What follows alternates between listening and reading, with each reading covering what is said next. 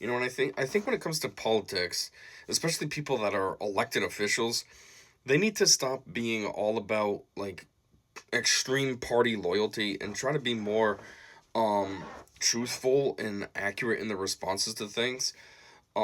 Because it's always the Democrats. It's like every single thing that a Republican does or Trump does, they go on TV and gaslight about how it's so bad and terrible and oh, this is the worst thing that could happen, yada yada yada. And then the reality of it is, so you first hear that because that's what our media is. It's all left leaning and all that nowadays.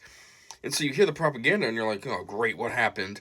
And then you hear about it and you're like, oh, it's actually not that bad. Maybe if Democrats were actually patriotic Americans instead of foreign plants, then they would support what the president of the country does and what Republicans do sometimes and stuff instead of whining about every single thing. Um, I mention all that because, as you probably are aware, over the weekend on, I guess, February 28th, Saturday was February 28th, the Ayatollah of Iran was taken out. This was a quick strike. Trump coordinated this and with intelligence and such, so that then he knew that where they were going to have a meeting. It was the Ayatollah and a couple other high figureheads in the Iranian government, and sent over a strike, wiped them out. It took out like the top three layers of their government, and so yeah, they're kind of, I don't know, governmentally crippled, you could say. Like right now, what they have is they have people that are just like local uh, officials who are kind of stepping up and not really being the leader, but stepping up to talk about things like in interviews and such.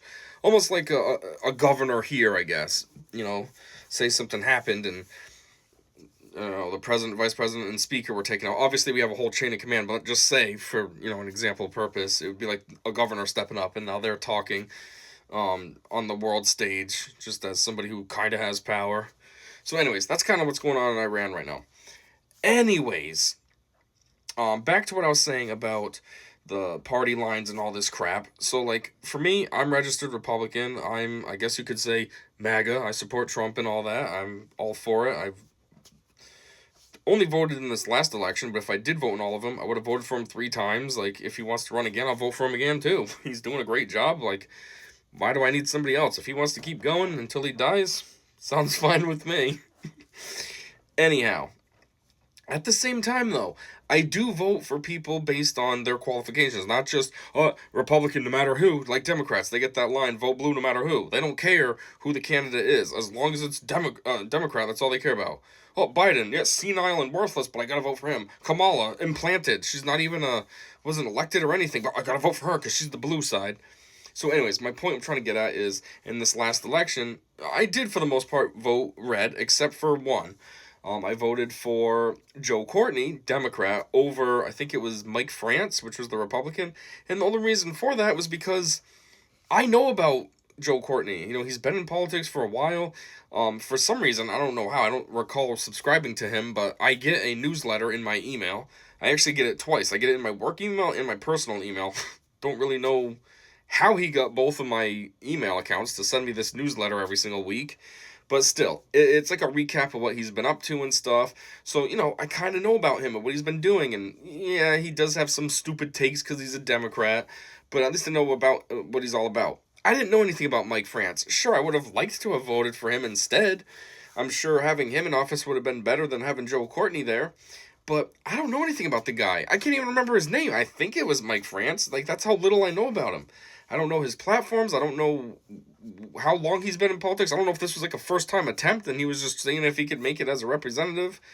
I don't know. So I couldn't vote for the guy. So, anyways, with that said, this is a comment that Joe Courtney, part of his stuff he puts out that he put. And of course, it's kind of stupid, and I just want to talk about it. So, we're not going to go over the whole thing. I'm just going to go over that first portion, like this much. How can I get it in there? There we go, this much.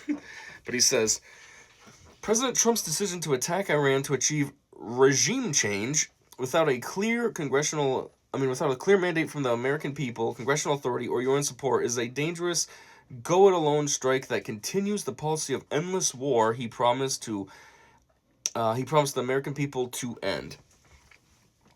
So first off, there's quite a bit of lies in there that are just, again, that's what I'm talking about. How Democrats like to gaslight and create narratives and stuff instead of just telling the story for what it is, and it's just annoying. So the first thing is he said, without a clear mandate from the people. Okay, you know what the mandate is from the people is whatever, however I want to say this. You know what the mandate is from the people? It's that they voted for him. It's that he won by 4 million votes almost. It's that he won every single swing state. It's that he was able to get a second non-consecutive term. Like, that's the mandate. People didn't want Democrats at all. They didn't care about Kamala. They didn't care about anything the blue side had to offer. We chose Trump. Now he's the president, and by proxy, or definition, whatever the word is I'm looking for, he's also the commander in chief. So if he chooses to go do a strike on a foreign nation for a valid enough reason, we chose him to be the leader, and he has that power now. So he doesn't need a proper mandate from the people. Also, I feel like a proper mandate from the people would be like if you're really planning on going to war. This isn't really war. This was a strike. It was a quick thing. Boom, bam, done. Killed the top three top three tiers of the Iranian government. Like, it's practically already almost over. It's been 3 days and the thing's already almost over. You don't need to have all this extra crap. It's not like when Bush was trying to go into Iraq, he needed the mandate, so he had to create the storyline of, the weapons of mass destruction and oil and this and that, so then we'd be behind it like, yeah, let's go get them. You don't need that for this. So that also kind of invalidates the other crap. Congressional authority. Don't really need it in this scenario. UN support. Don't need it in this scenario. Then he says the policy of endless war. What are you talking about, endless war? It's been 3 days, and at the time of him posting this, it was 1 day. A 1 day, very successful strike. It's not a war, it's not anything. Like, where are you creating a narrative now that this is an endless war? This thing will probably be over by the weekend. It started on Saturday, it's going to end on a Saturday. Everything will be over, Iran will be figuring themselves out, and everything will be back to normal. Oh yeah, so endless, right, Joe? Oh man, a whole week.